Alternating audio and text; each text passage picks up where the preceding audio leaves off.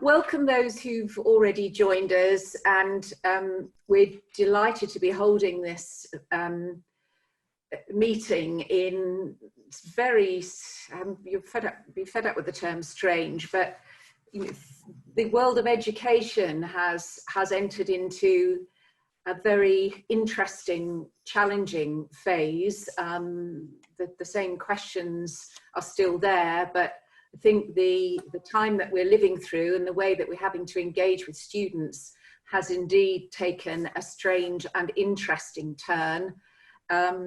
I would characterize it as having revealed the good, the bad and the ugly, probably, those of you who are old enough to remember the film, and obviously it's just me. And as NACE, we're acutely aware, we're very much aware of what's happening in schools generally, but we're acutely aware for all sorts of reasons, both because we're involved perhaps as parents, we're involved as teachers, we're involved as an organisation that is keeping up with our membership despite the fact that it's more difficult to do so.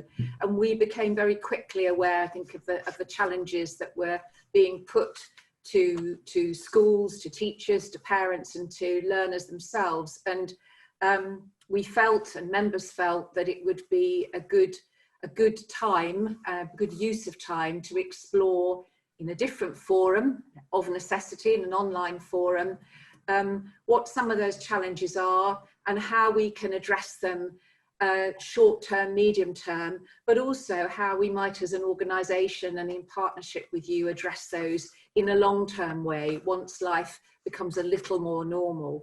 So we've called this session Lockdown Learning. We are going to talk about, we're going to have people who are going to talk from experience of what they've been doing in their own schools. We're going to have an opportunity for members to talk to those people and to the other NACE guests, including our NACE trustees and other members of the team. We're then going to give you an opportunity, and you've already taken an opportunity to send us, I must say, I was rereading this morning some really fantastic ideas, some really powerful examples of what you're already doing to engage not just all your learners, but your more able learners.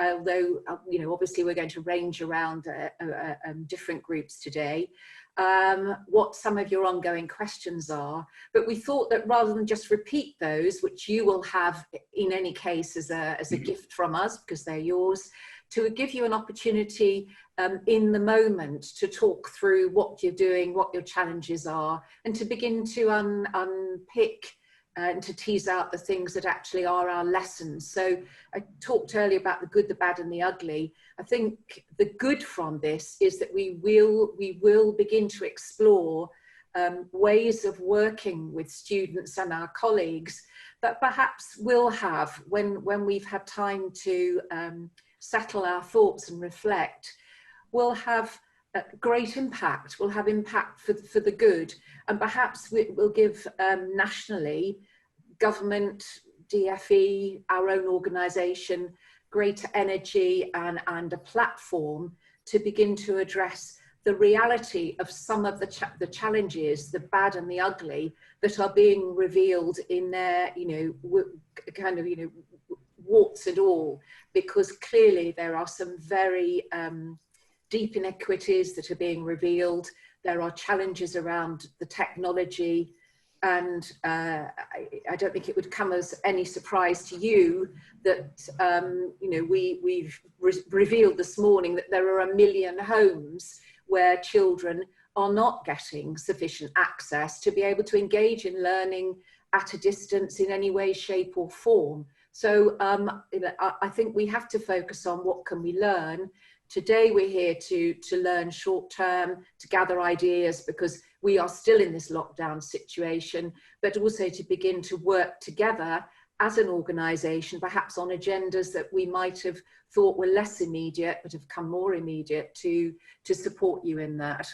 And, I think we would all say, and certainly because we've had conversations with members and we had some telephone clinics the other day, I shouldn't be amazed, but just constantly amazed at what teachers are doing and how hard they're working to make this work. But equally, so interesting to see the continuum that we have of schools. Some schools thought they'd cracked it, but are finding that the technology is just not been doing it for them. Other schools where they've got 20–25% of their children that are difficult to reach and engage, full stop.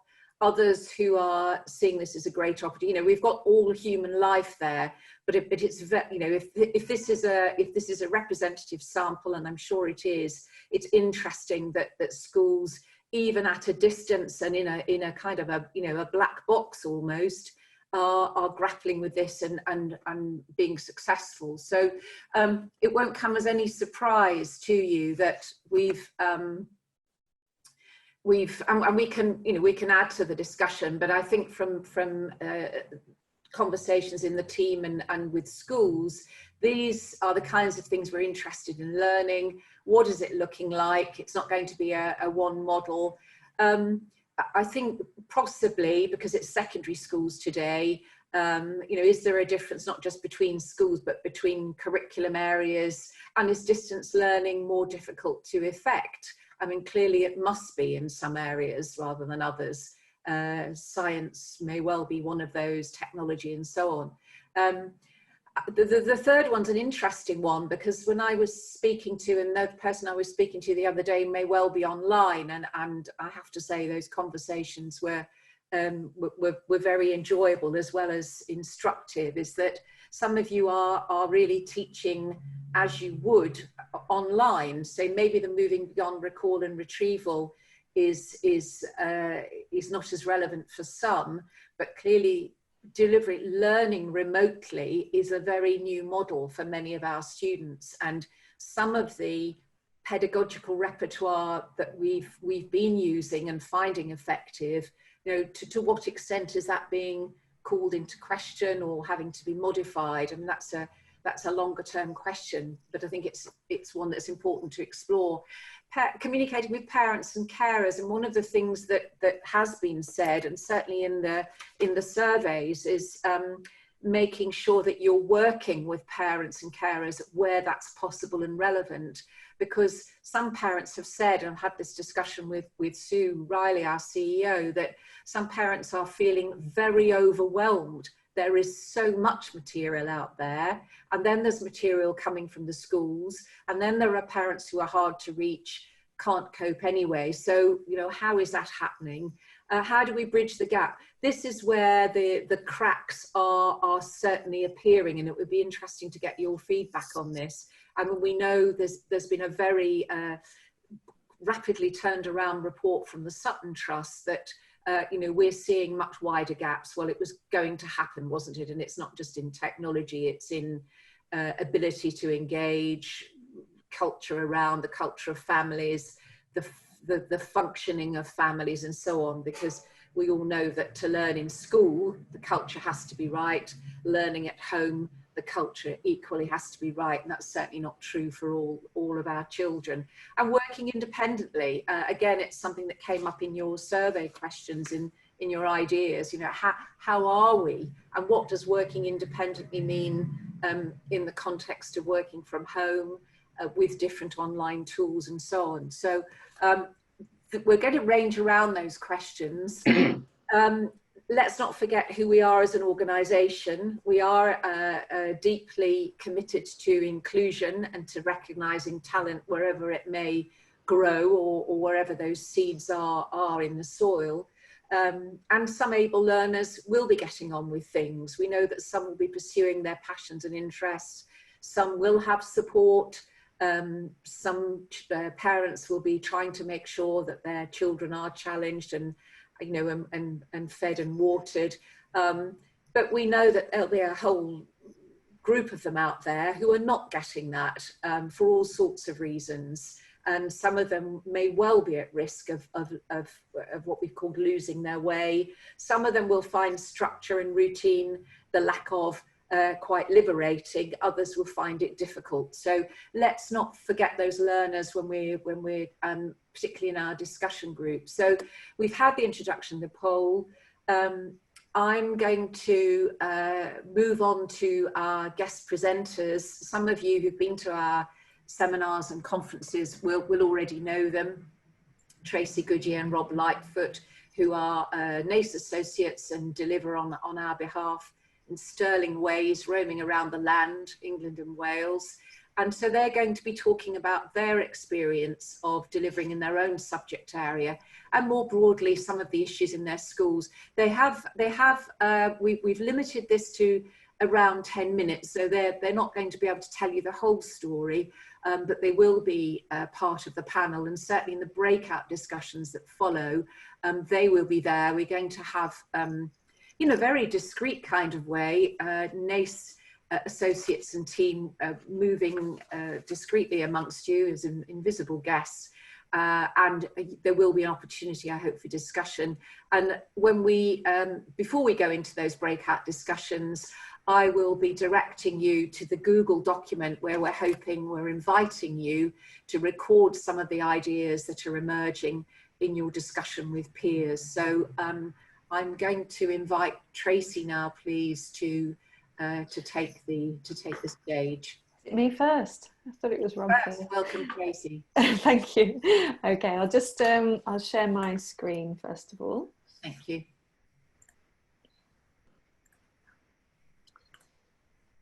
Okay, can you all see that? Yeah. Nice people. Yes, super. Thank you. Okay, I think it's fair to say, just to pick up on some of those things that Hilary has just said, that we're in uncharted territory here, and from a personal perspective, I'd been part of an SLT for around 2 weeks just before the lockdown happened. So this really has been a period of significant learning for me, but also significant learning for the teachers at our school as well. And I think this challenge has been a very interesting one. I don't know about you, but it certainly felt like something that's been very reactive. My days have felt quite reactive. I've had to just deal with things as they came to me, like we're firefighting. And it has made it really difficult to be strategic about the way that we want learning to look in our school during this time. Yeah. So just some context first of all then. So I think it's quite hard to take some time to pause, but we're over a month now in lockdown, and as you will probably remember, the Secretary of State made the announcement on the 20th of March that schools were going to close from the 23rd, and as a result of that we had to learn very quickly how to run a school remotely, and how to sustain some really effective teaching and learning whilst that was happening in remote operation. And this is uncomfortable for us, you know, because we as a school have got departments who are at very different stages of using online platforms to teach. So I'm just going to talk through perhaps some of the approaches that we've used and some of the things that we found quite useful. I think the key thing is here, I mean, if you're on Twitter or you keep up to date, there is so much out there in terms of resource, lots of people sharing things freely, and which is absolutely brilliant. But also as a teacher, that can feel quite overwhelming as well. And especially when you know what you want to deal with and offer the best possible, that can be quite a difficult selection to make. But all of it is context dependent. So just to give you my school's context, so I work at a selective grammar school in Handsworth, in just outside the city centre in Birmingham. We've got just over 1,000 students, including a sixth form. 11% of our students pupil premium, and 29% of our students have English as an additional language. We're quite an interesting school in the sense that our catchment is really wide. We don't have many students that come from Handsworth, surprisingly. They come from much further afield. So we don't have that kind of close-knit community catchment that some schools have. And that's posed you know, some challenges as well. You'd have seen on the NACE forum before this session, just started to think about some of the questions that had been raised by the lockdown, and especially in terms of teaching and learning. And these are some of the considerations that we had considered as a senior leadership team. You know, what do we really want distance learning to look like? Is it going to be a kind of watered down version of what we would do in school? Or is it about selecting the best of what we know we want to teach and teaching that well? What about for departments where those tools aren't readily available? or quick feedback for students isn't available. We were asking questions like, how do we ensure that students are getting a balanced educational diet? And I know Hilary spoke about that kind of inequality, and that's it's been widely reported in the press, but also across departments. You know, what kind of diet are they getting during this time? How do you ensure a consistency of approach? I think one of the things that we've learned from this is how we manage judgments from teachers and parents. Unsurprisingly, because of the type of school that I work in, our teachers have very high expectations of our students. But I think at times like this, that can lead to kind of a skewed expectation about what students can do at home. And I think that's something really to be aware of. You know, how much realistically can be achieved during one day or 1 week or one half term, especially knowing that, you know, it might not be possible for students to get hold of a laptop and to do their work. So there are all sorts of gaps and all sorts of considerations to have there. And we don't have the answers to all of these questions just yet, but we do have a model that's, you know, we feel has worked particularly well for us. So we had, similar to the government, I guess, we went through 3 kind of phases of our teaching and learning during this time. And we anticipated that a closure was coming and gave some departments some time just before the closure to make a contingency plan about what they would deliver in the weeks before Easter. We wanted at that point time to be proportionate to the amount of time that students would spend in those lessons per week. And we were really keen during this time of focusing on embedding current or prior learning. So these 3 weeks before Easter, they were recall and retrieval based. And we were really keen as well to encourage a balance.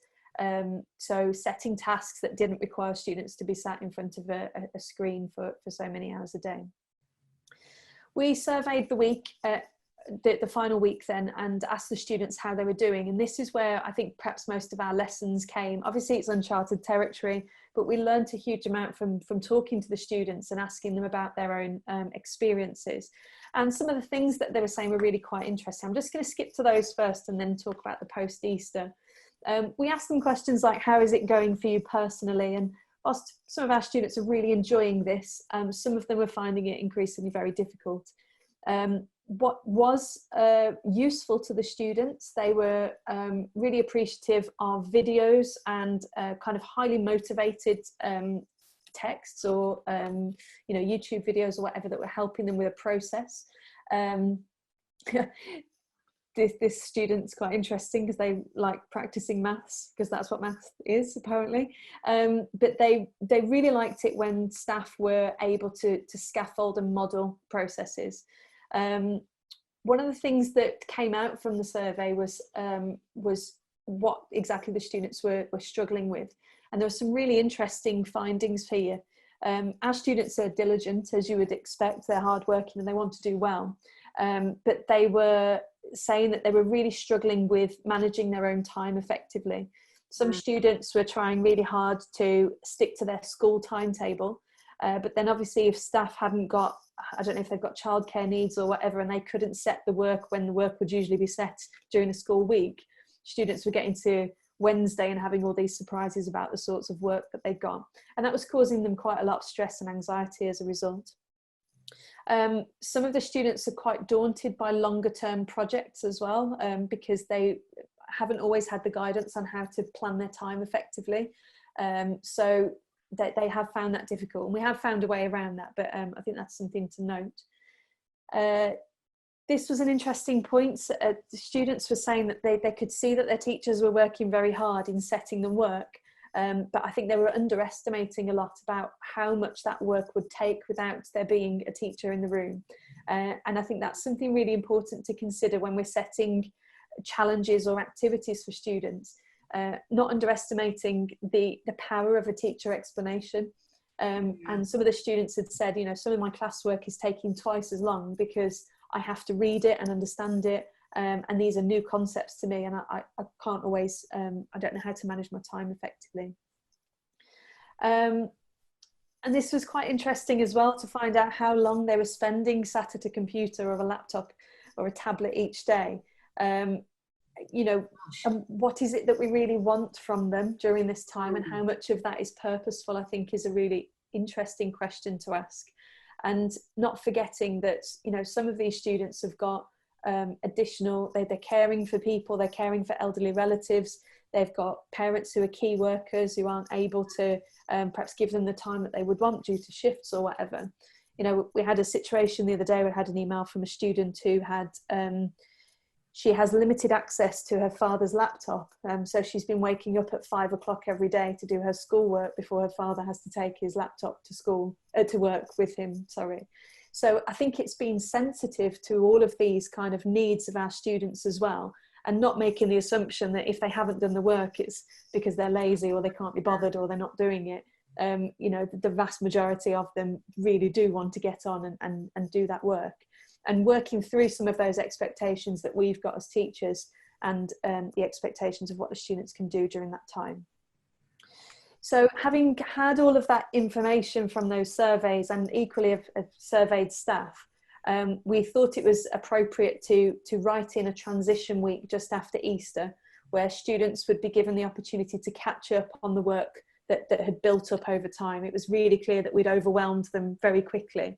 And I think in wanting to set high expectations and wanting to set a lot of academic rigour in the work, we'd underestimated how long that would take the students to do, and ended up kind of flooding them with too much. So just after Easter, we set up a transition week. We've moved to a kind of Key Stage 3 project-based work with regular kind of intervals of checking from the teacher. If you haven't seen it already, Tom Sherrington's shared a really useful universal project guide, which was quite good. I think with some added check-in dates, that could be a really useful thing to work with Key Stage 3. And then we worked on setting some additional guidance. So we set guidance videos on how students can manage their time. So we've decided now to set all tasks on a Monday morning at 9 AM. So the students get all of their work for the week at that time.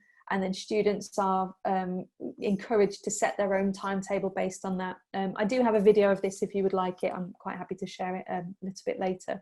So as a result of that, we've managed the expectation, and we've said, you know, staff, you need to be realistic. It's 50 minutes per subject per week for Key Stage 3, so that, you know, they've got some time to work through this. Post-Easter, we've now moved to a model where Key Stage 3 is still the same, 50 minutes for each subject each week. They've got guidance through the videos, and then teachers are now working on delivering new content. We've been really keen to stress to teachers about the importance of scaffolding during this time.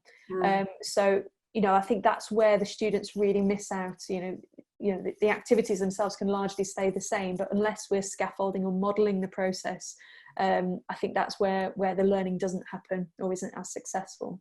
So we've been trialling things like Loom. I don't know if you've seen that. It's an online kind of screen sharing website where you can talk through a concept or an idea, and you can record it, and then that can be sent to the students. But I think that kind of live modelling, the gradual release of responsibility between teacher and student, if you are teaching remotely, I think is really important. And that's the model that we've moved to as a school now. I don't know how I am with my 10 minutes. Have I got a bit left? Yeah, I think you're nearly there. I'm nearly there. That's okay. I can go there. Okay, so just briefly then to summarise what we've learnt as a school and how we've learnt to navigate through this. I think it's really important to be clear on the expectations of students, staff and parents. Sometimes in wanting to set things that are challenging, we forget some of the clear details that students need. You know, a clear deadline. When are we going to check? What exactly is it that the finished product would look like? What you're expecting.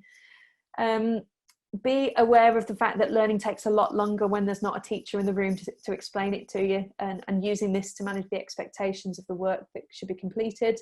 I think some really clear considerations or important considerations by subject leaders or classroom teachers about which modules could be taught and when. You might need to be strategic about this. You know, what kind of possible misconceptions that could come about with this kind of remote learning. You know, will that be too difficult to pick up later? Could you substitute that with another module where perhaps those misunderstandings or misconceptions wouldn't exist? Yeah. I think being prepared to think more creatively about what students can do in the time that they're not in school.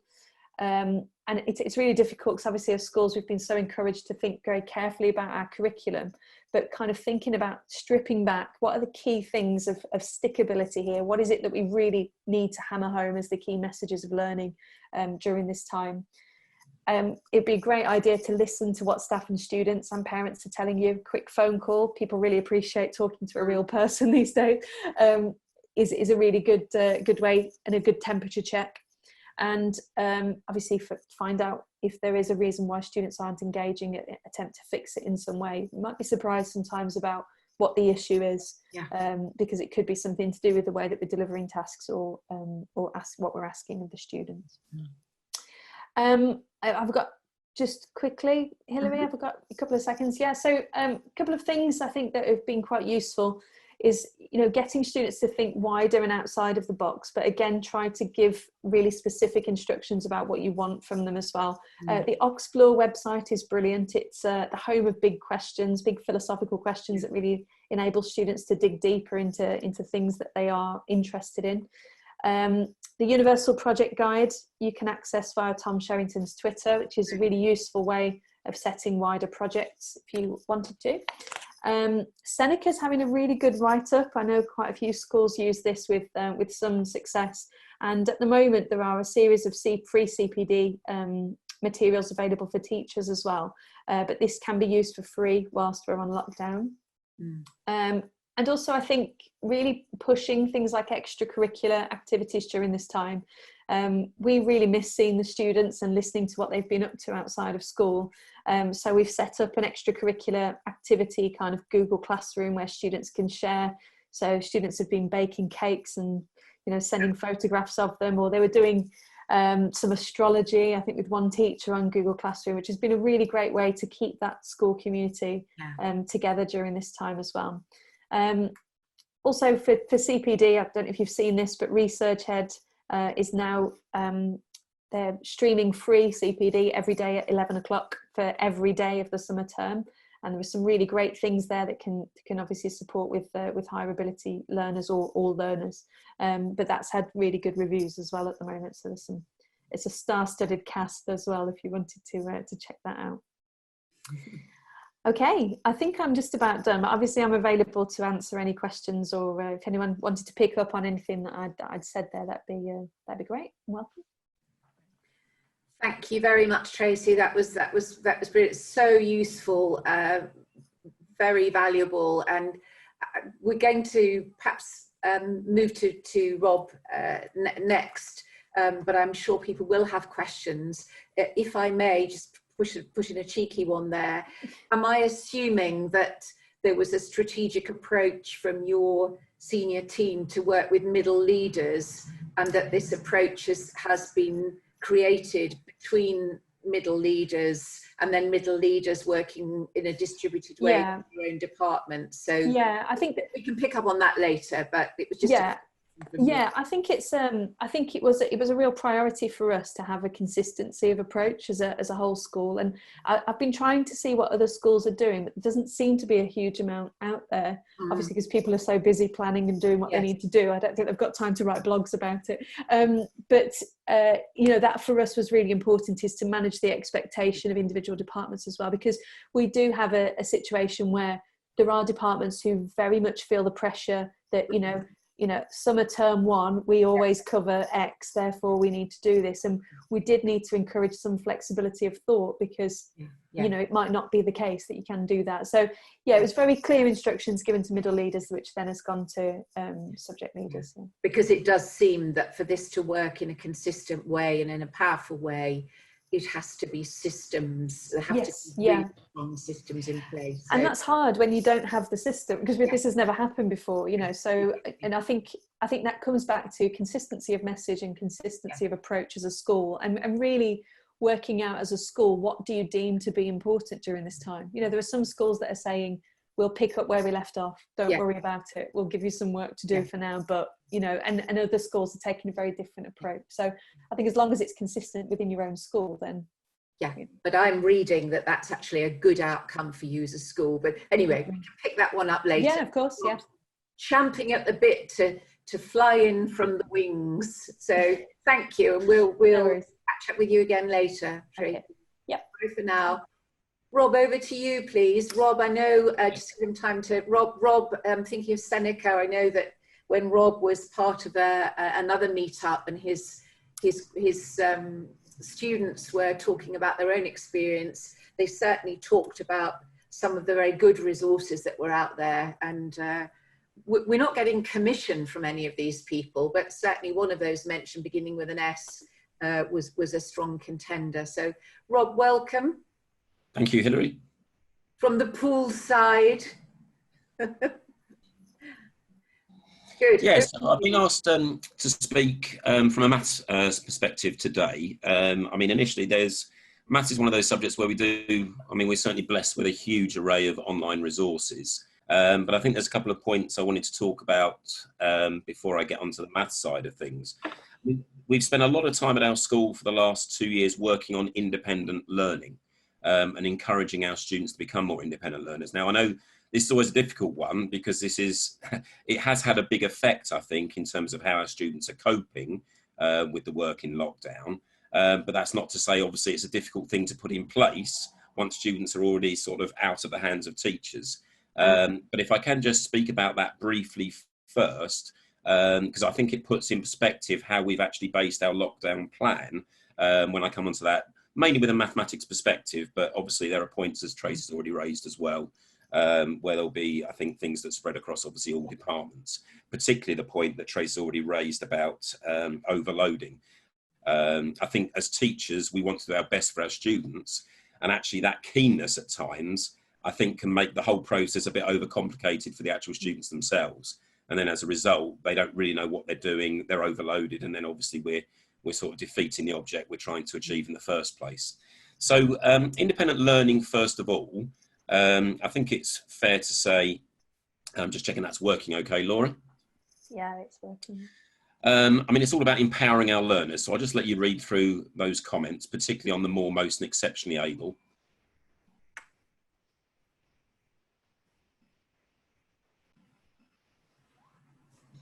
So as I was saying, it's kind of, I suppose that teaching and learning is in place already to enable our students to become, more successful in the process that we're finding ourselves in at the moment. Now, first of all, what is an independent learner? I just put 3 comments up there. I think that's the sort of thing we'd expect to see from our students that are natural independent learners.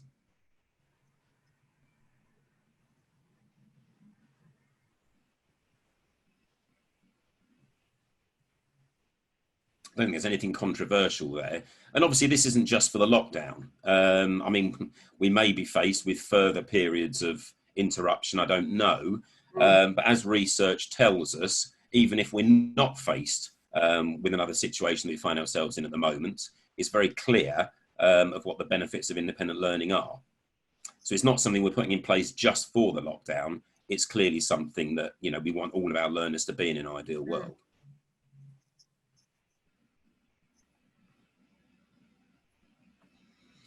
So the reason I just wanted to, point that out, not to irritate people perhaps who find their students aren't independent at the moment, but these are sort of the ingredients that we see in our independent learners and the sort of things that we want to encourage them to practice and develop more.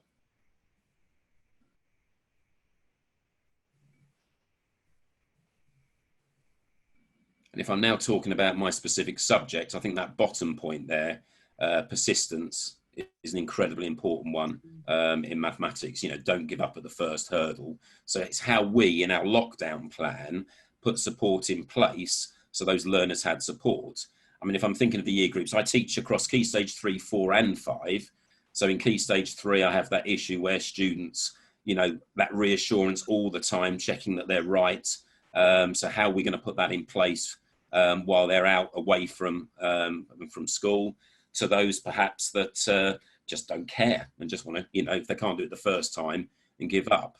And certainly from the online resources, there were issues at that first week, which I'll come to in a moment, and how we can perhaps preempt some of those problems. So we're encouraging students not to give up the first time they come across some sort of a problem.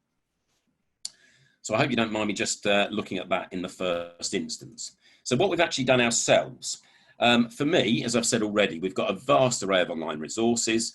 But I think the first thing for us was what works for our department, obviously from the work we've done previously, but then ensure that we all follow that same consistent approach to the setting of work. So that was within the department first of all.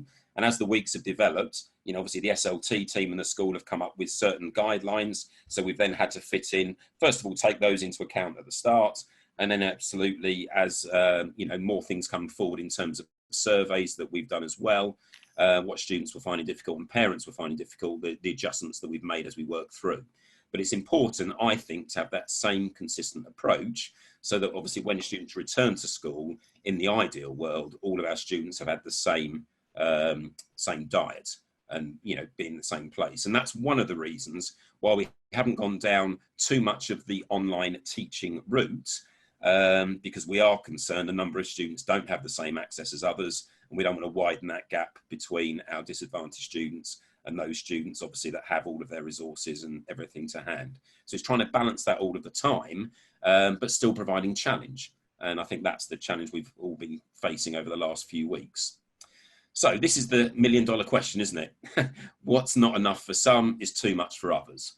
And I think that's why, I think a little bit on what Tracy said as well, I think we were initially overloading students as well. I think because of our keen nature, wanting, if you like, to get through the same amount of work as we would normally, I think some students were absolutely swamped and overloaded. So we had to bring that back a little bit.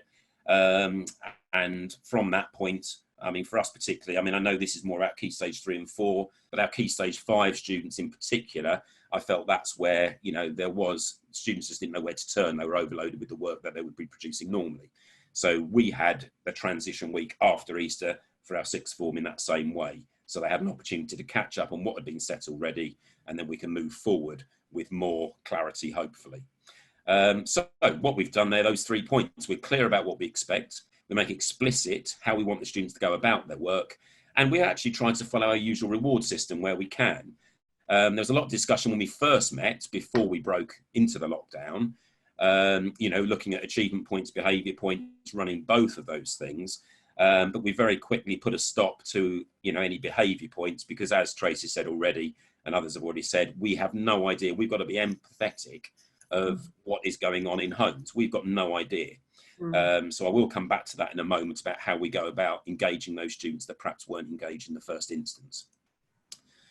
So that's what we've agreed. It seems a lot of schools, I think, are doing this, looking at the online collapsing we had in those early days of the lockdown on a Monday morning when nothing worked.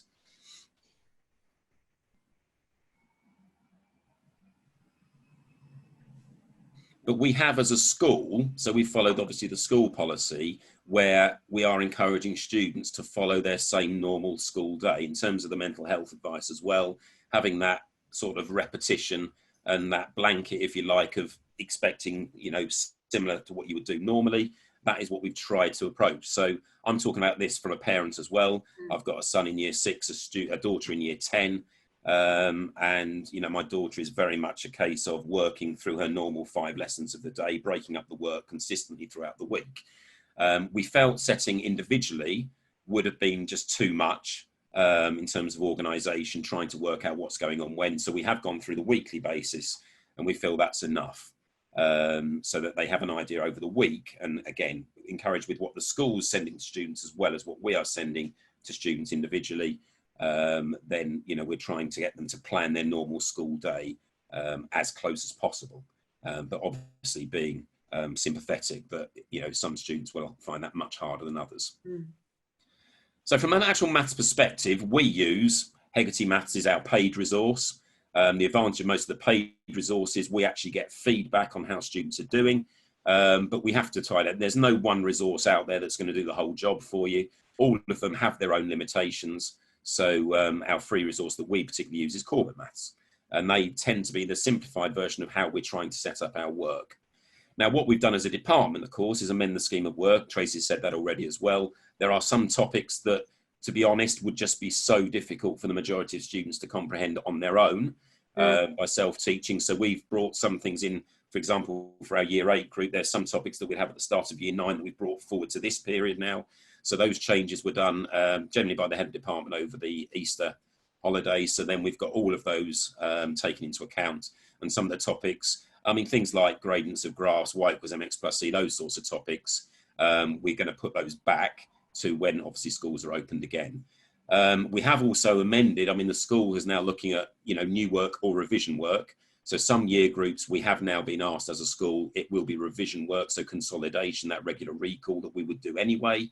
And it is year 10 is where that we are tackling, obviously, some new work, looking ahead at, you know, the opportunities that we're going to have next year. Obviously, current year 10 and year 12, I guess, in our case, obviously how they are going to cope next year to get through the content while we find out what's going to happen with examinations going forward. And as I said, we follow the school guidelines. So the achievement points is very, very simple. If I just show you the next slide, that's a snapshot I took from yesterday. So I set the work. I actually do most of my work. I spend some time at the weekend to avoid that Monday morning chaos. Although I do think the online systems are working better now. We had Sims crashes, Hecate Maths was crashing, but they've opened up their servers a lot more. So again, being proactive was important in that first week, because a lot of students, if they go on to Hecate Maths and it doesn't work, they'll give up. So it's that halfway through the week, re-encouraging your students and just sending out some pointers. But already you could see a number of the group had already attempted the task. The advantage of that software for our school is that you can see exactly who's doing what. You can see that they're watching the videos first. And obviously they can actually ask questions to the teachers using the screenshots from the software quite simply.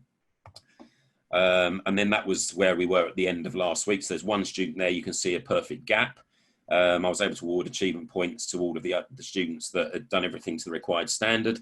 But obviously we don't go down the behaviour points. All we do is we contact parents, and it's a very much, is everything okay? And of the 4 or 5 students I've had to do that with so far, it's been a very positive response from parents. And indeed, the students are getting back on track. There are obviously good reasons on some occasions, and there are some occasions where students haven't done anything.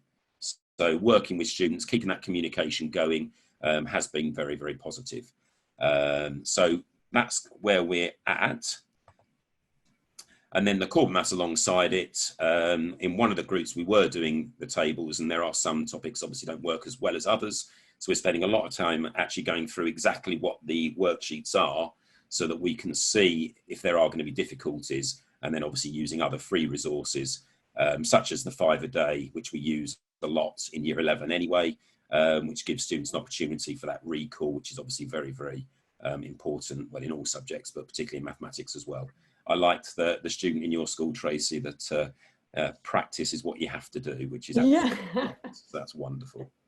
Yeah. And then going back again, like that, a lot of those ingredients for the students to be successful, that is what we've been trying to hit, give them the opportunity to self-examine examine themselves, that self-motivation, hopefully the achievement points. You know, the older students perhaps less so, but I still think, you know, to have that reward, and important for the student parents to be able to see that as well, so they can see that their students, you know, aren't just saying they're doing what they should be doing. And obviously the persistence, the making sure persistence all the time, that we're encouraging students to get in touch if they have any queries. Initially, I had plenty from year 8 and 10, less so in year 12. But as I said before, I think that's because they were perhaps overwhelmed. I'm now starting to get far more questions from year 12 as well. So that's really how we've gone about that. But everything we do obviously falls within the parameters set by the school, because I think that consistency and being absolutely explicit with what you're asking students to do is all of our responsibilities to fit around that, so then students hopefully get as much out of this lockdown period as they possibly can. Is that okay, Hilary? Well, congratulations, Rob, on for you and for your school on what you're doing.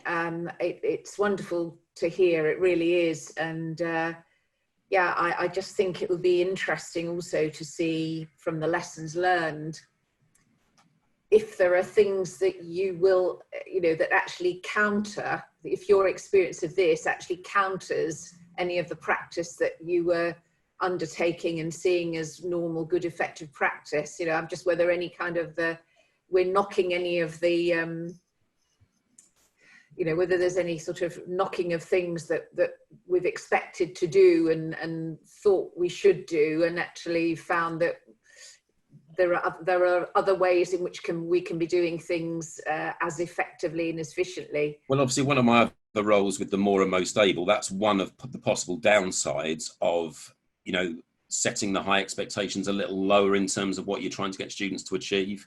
But again, I mean, we've got the UKMT website, we've got Enrich, so I am encouraging, I'm actually, you know, pinpointing certain students that I know should be challenging themselves further, to giving opportunities to everybody as well. There have been 1 or 2 students that have surprised me that have actually taken on the challenge in addition to the basic tasks of the week. Asking me questions about some of the things. There was an Enrich, there's a maths at home section on Enrich at the moment, and there are some challenges within there that are graded in difficulty, so the 1, 2, 3 stars, which they usually use. And yeah, it's been really pleasing. Actually, 1 or 2 of my year 8 students that I wouldn't have thought would have taken on those challenges have been in touch with me, asking me questions about, you know, questions that were there as well. So I think it's important to give everybody the opportunity to be very explicit that this is only if you have time doing, because obviously there are some students that will see that and think they have to do everything. So you have to be extremely explicit that this is what you do if you have more time, and only if. I mean, as I'm saying it, I'm still thinking there's probably 1 or 2 students who perhaps are getting stressed by that, but I think it's important to give people an opportunity of where to look for challenge, but be as explicit as you can, I guess, so that you don't have students overloading themselves at the same time. Yeah, thank you. I mean, we're going to move into the Q&A session now, but just a basic question, Rob, from me. I'm cheeky here. Well, you know, I'm hosting it, so I'll get in with my question first. Is from your conversations with colleagues, are there subject areas, and I mean, are there, let's put it this way, because you don't want to name names, potentially subject areas that are really struggling with online? And I don't just mean because students may not have access, but, and I like the fact that you talked about not everything being online, having to use the technology. I would have thought that's an important point, but people who know me will say she's going to ask about modern languages. You know, I just wondered whether maybe that's not the one, but I mean, are there some subjects where, you know, you're really going to have to do something very different? Well, something that Tracy said, I think, was quite important, because we are concerned, and I've not particularly thought of that, but the 5 to 7 hours on a computer is not ideal. Now, my daughter isn't getting that. So, you know, her options are arts, technology. So, you know, a lot of the tasks that are set, yes, they're emailed out in this same way, so you can see what you've got to do for the week. But a lot of the tasks she has aren't online. There is a bit in the science and maths areas, I guess. I mean, we are encouraging students, they've got to write the questions down. Now, we can't see if everybody's doing that, but we are explicit in what we're asking them, because there's no good just doing it on the screen. And certainly, you know, well, it might be a disadvantage. It depends. I'll get my daughter on, shall I, and ask her how awful it is to have a teacher as a parent. But yeah, I see her. She's probably half the time on the iPad and half the time she's actually working on pen paper. So she's got a good balance to that, I think. And certainly all of her subjects, you know, there isn't one that hasn't set the work that's required. So, you know, she feels pretty settled. And actually, joking aside, you know, she's just getting on with it. We've set up that school day. We talk about what subject she had on the day, and she just carries on and works that around it, including a couch to 5K, which is interesting. So, right, okay, fine. That's the advantage of living out in the country, I suppose. We've got space. Hilary, could I just pick up on something you asked there? I think it does pose a series of very different challenges for different subjects. Yes. And I think I line manage physics currently, and they're struggling on their year 12 provision, because they made a decision some years ago to teach very practically in that subject. So they use an experiment, and then that is the basis of the learning that happens from there, that can't be really replicated from watching a video or whatever. And I think it does come back to that point about how can we shift things around. And I know it feels a bit piecemeal, but I think it's about how can we move things to, it's almost damage limitation, isn't it? Yes. About how do we ensure that they're getting the things that needs to stick, but that we're not reinforcing misunderstandings. I think in most cases, though, you know, the quality of the feedback, and it depends on the school's policy about feedback. You know, in terms of how do you address misconceptions in the students' learning before they're solidified. You know, and I think these kind of screen recordings or whole class feedback, which is a route that we've taken as a school, is a really good way to do that. So you can address everybody by picking just a couple of examples.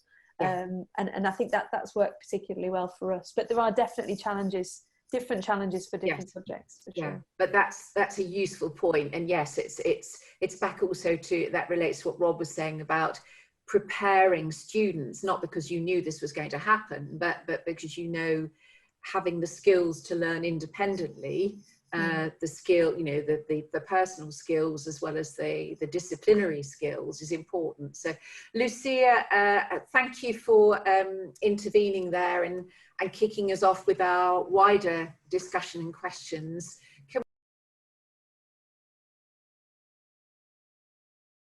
We talked about the praise system, reward system, and we also talked about, interestingly, how to get greater collaboration through pieces of software like the Microsoft Teams, Google Classroom, and so on, private messaging. So that was just to summarize, if my team doesn't mind, just because I found that a really useful discussion. We didn't use the Google Doc, I'm afraid, Laura, but I'm sure somebody in the group would be happy to complete that at some point, she said. What about other groups? Any immediate feedback? Any really burning issues that have come through, either as buttons that you've pressed that have been very successful, or things that you feel you now need to take forward and you'd like some support with from us, or you'd like more guidance, if that's a useful way of closing this session? Just on that point, I've just shared a link in the chat to a very short feedback survey for today. If you wouldn't mind just opening that up in your browser and just fill in, as Hilary said, anything that will be really useful for you going forward. We'll use that to plan, you know, ongoing supports and sessions like this. So that's just in the chat box there for you. Thank you. So, colleagues, do you want to take any further points or questions, or are we now going to say, you know, follow this up now through looking at the information we've collected both prior to the session and during the session? Laura is going to show us a slide in a minute with some key resources and support that's on hand via NACE. There's obviously lots more as well. So yeah, the community forums are really important, and they're a lifeline to some people, aren't they? Where, you know, this isn't just about students being isolated; it's about teachers working in isolation too, sometimes, but frequently. Laura, do you want to talk through any of the online resources? Don't forget the Essentials Guide. Rob and Chris Shepherd, who's going to be talking in our primary version of this meetup tomorrow, starting in a Leading for the More Able online course this week. Come on, you know, you're sitting at home with your feet up, you've got nothing to do. Just get onto that CPD site, particularly that one. Remote CPD and support. Tracy's also mentioned some others, but our own courses, things that we have online that would have been otherwise delivered in real time. Individual logins. Vicky, is there anything more people need to know about that? If obviously you've all logged in, but you can share everybody in your school can have login to access all of the resources and the benefits. So your lead person will be able to share that link with you to share with your colleagues. If you can't get that, then just email me direct, membership@nace.co.uk. Thank you. So we will be following up today's session. We'll be sending you information from it, from the ideas already there. Laura, anything else that we'll be picking up on in due course? No, sorry, Hilary, I was muted just now when I tried to speak. But yeah, just to say where the link is showing there now. So just keep an eye on that. And of course, we'll send it out every month in the news feed as well. But any feedback, really welcome. So please do just take a couple of minutes now to complete the feedback survey. let us know what's going to be most useful for you and your school. Thank you for being there. I think congratulations from everyone on the work that is being done in schools. When I see some of these road signs that are quite rightly congratulating certain professions, I sometimes want to get out, because sometimes I do go out, want to get out of the car and just scribble, and to all the teachers in this world who are actually doing a fantastic job, sometimes under applauded, but I hope you're being applauded locally. Thank you to the NACE team, and if you want to log into the primary session tomorrow, because you've enjoyed this so much, please do. And we look forward to hearing from you, and for us all to keep in touch.